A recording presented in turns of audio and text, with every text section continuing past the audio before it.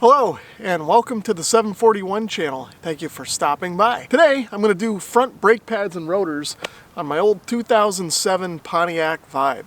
So the reason I'm doing the brakes today is not so much because they're worn. They are worn down, but they have some life left in them. But what's happening is I'm getting a strange noise from one of the rotors over here, in particular the one on the passenger side. So I think it's either warped or something's going on in there. So I want to take it out, take a look at it, change it out with a new one, and see what happens. Hopefully it's not a bearing issue. It very well could be, although nothing feels loose at this point. So here's a look at the rotor. Now, the car sat out overnight with the wheels off and it rained, so there's some light surface rust on the rotor. Now, you may be able to see that this part of the rotor here has the more fresh orange rust from overnight, and you can see that I'm kind of rubbing most of it off with my finger. But you may be able to see here there's about, I don't know, a quarter inch or so of material here that's rusted a little bit more. And what it looks like has happened is either some brake pad material has embedded itself in here, or there's a little bit deeper rust and pitting on this surface. Now you guys can't see it, but it's actually raised up a bit too from the rest of the rotor surface. So what I think is happening is that this is actually rubbing on the pad, and that's what's causing this noise and vibration that I'm getting every so often while driving. So I'm going to start off by removing the two caliper slide bolt pins here, and I'm going to use a 14mm socket to do that.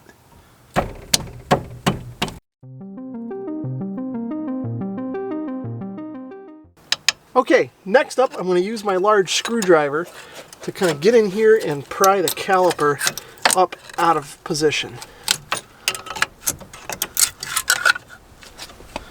Now I want to be careful I don't drop it and extend the hose here, but we're going to gently slide it out of place and kind of flip it over and set it down up here so the hose doesn't get strained. So next up, I'll just use my screwdriver here to kind of pry the pads out of place.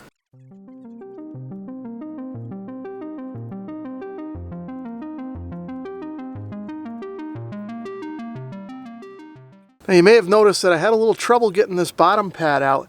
Looks like this bottom ear was pretty well seized up in the slide there, so that could have been part of the problem here. But anyway, you can see the pads are a little bit worn. They're not quite down to the wear indicator, but they're getting close. Next up, I'll pry these old clips up out of the caliper bracket. Next up, I got a 17mm socket to remove the two bolts that hold on the caliper bracket. Now I've got my breaker bar here because I figured this is going to require a little more force than these did.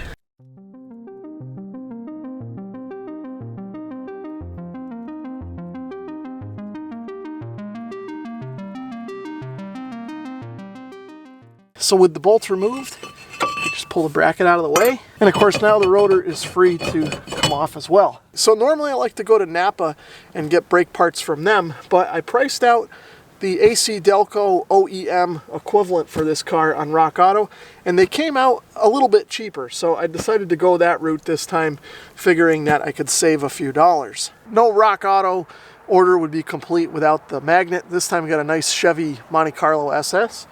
So we'll set that over here for now and move on with the job. Okay, so here's a look at the box that the rotor comes in. This is the part number for my particular car. If you're going to attempt this job yourself, make sure you get the right parts for your car. Okay, so here's a look at the rotor. It's pretty much your standard rotor. I'll get some brake cleaner on here just to clean off any of the packing oil, and we'll get it on the car here. So before I throw the rotor on, what I think I'm going to do is clean up the spindle here a bit. So next up, what I'm going to do is I'm going to clean off all this loose scale from around the boot that's on the caliper piston, just so none of that junk gets in there when we push the piston back into the bore. Now what I'm also going to do here is take just a little bit of silicone brake lubricant and kind of spread it on the boot, just to keep that nice and moist so that when I push it back in, nothing binds up. Now when I do this, I'm going to make sure that I use just a real light amount. I don't want any of that dripping into the brake system over time. Now what I'm going to do is use this pair of vice grip clamps, and I'm going to put one end inside the piston and then tighten it up so that the other end pushes against the back of the bore there. So now I should be able to just put slow, even pressure on here and work the piston back into the bore. Now one thing I like to do is as I get the piston going back into the bore, I like to check the rubber boot here and make sure that it doesn't bind as it slides back. Now I'm going to bring the rotor in, slide that over the hub there. So to keep the rotor on the hub kind of nice and straight, I'm going to bring back one of the lug nuts and just put it on here by hand. Next up, I'm taking a look at the caliper bracket. And one thing I like to do before putting this on the car is to make sure that the caliper pins are sliding in and out freely. And of course you can see here mine are. Now I think what I am going to do is peel back the boot while I'm here and throw a little bit of the silicone lubricant in here just for good measure. So when I put the caliper pin back in, you can see that there's a groove on the end of the pin that fits into a raceway on the end of the boot there on the inside. So we're going to want to make sure that that slides and snaps into place. Otherwise moisture will get in there and cause things to bind up. And of course I'll do the same thing to the other side. And before I put this on the car, I'll also clean up some of this loose corrosion on the mating surface of the caliper pin. Now it probably wouldn't hurt to change these at this point either if you're doing this job, but mine are in pretty good shape, so I think I'm just going to reuse them. One more thing I almost forgot to mention is I put a little bit of Never Sees on the threads that hold the caliper bracket to the knuckle. Okay, so now we're just going to put this in place and get the bolts started. So now I'm going to use my breaker bar to tighten these up. Now I'm sure there is a recommended torque for these. I don't have it.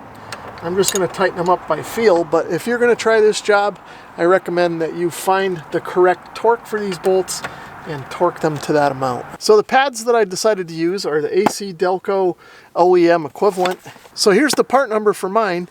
These of course fit my 2007 Vibe. So if you're going to try this job, make sure you get the right parts for your car. So the kit comes with a new set of clips here, and then a quick look at the pads side by side. You can see they're pretty much the same, except these are new. So I'm going to start off by installing the clips onto the caliper bracket. I want to make sure that the caliper bracket is cleaned off of all loose material. I'm going to slide this in with the thin part of this bend facing up, and then it's just going to clip to these bosses that are on the caliper bracket. And then we'll put another one on the upper part. So the kit also comes with some silicone lubricant, but I'm not going to use the stuff that they supplied with the kit. I'm going to use my Napa Sil Glide, and I'm going to apply just a very light coat to the groove here where the pads are going to slide on. So all four of these pads have an integrated shim on the back, and they also all seem to be identical, so there's no inner and outer pad or anything like that. So what I'll do is I'll put these in so the ears on the pads line up with the slide grooves on these clips and slide them in against the rotor. Now it's time to bring the caliper back in and put it in place. Now when I slide this over, what I want to do is make sure that I push the caliper slide pins in just a little bit to make clearance. Now these caliper slide pins also have flats that line up with the brackets, so you want to make sure those are in place. Okay, so once these are positioned, I can just bring the bolts back in and get those started. So now I'll tighten up these bolts, and again, if you have torque specs, I recommend that you follow them. I'm just going by experience. Okay, now just a quick check to make sure that nothing is binding up. Seems like it's moving freely, so should be good to go. So now I'll move over to the other side and repeat the process.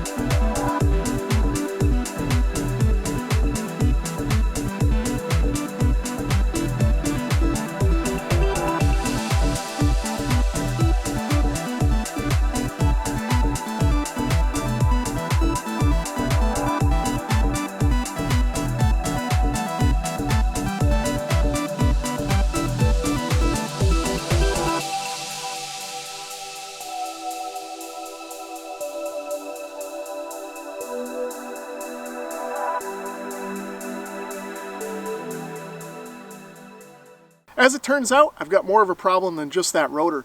I drove the car to work the other day, and when I got to work, I could smell kind of the brake, it smelled like it had been dragging and overheating. And sure enough, I went and felt the rim over there and it was hot. So the caliper is actually sticking, which is probably the root of the problem in the first place. So I'm going to have to replace the front calipers. So it seems like just the passenger side caliper is bad, but I will replace both because when you do calipers, it's a good idea to do them in pairs so that everything works evenly. So stay tuned for another video on that. Anyway, if you enjoyed this video or found it helpful, please give it a thumbs up. If you'd like to leave a comment or subscribe, feel free to do that as well. And if you'd like to support my channel in another way, please consider visiting my Amazon store, which is linked in the description below. Thanks for watching.